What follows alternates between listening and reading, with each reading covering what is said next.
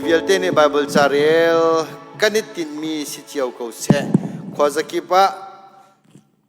athan hlan tiang thi ni kalpi lang mang ko se really le fing tlang vialte a pathian be sungrung cheu ko tu zan mui laka awak vai mi na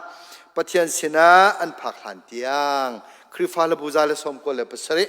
long thau ten san halai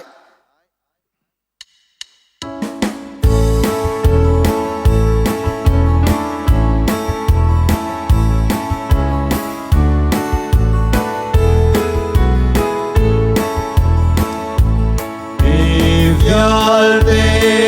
Baibal charel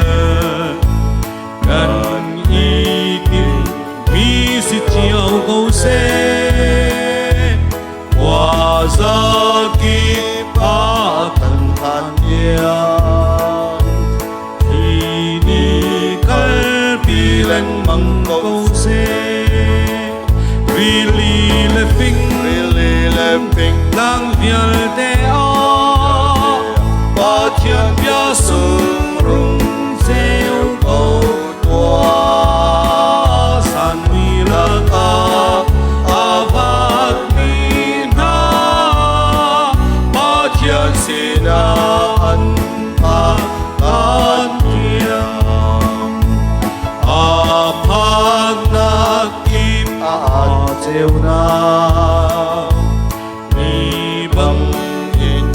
a tang sung zal ko sual rian chuan ta kha te wi na kwa dom kha tian ti really laughing nang vial te a pa tian ya su rong teo ko tua san wi lang ka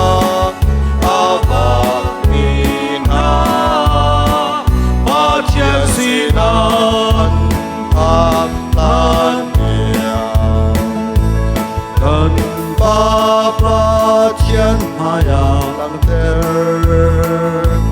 mai thiam đốt nak hea treo cô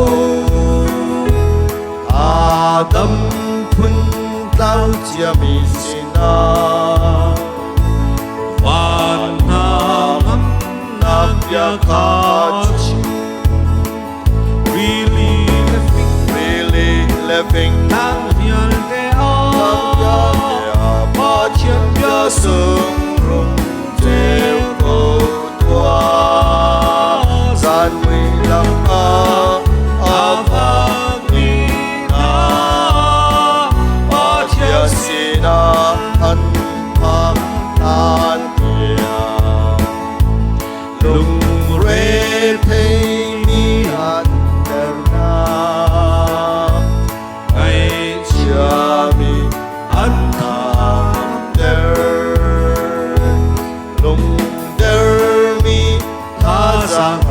thôn der dung zal qua chân nam America really living lang vial te a pa thian bia su rung treo cô tua san mi lang a avak mi na pa thian sina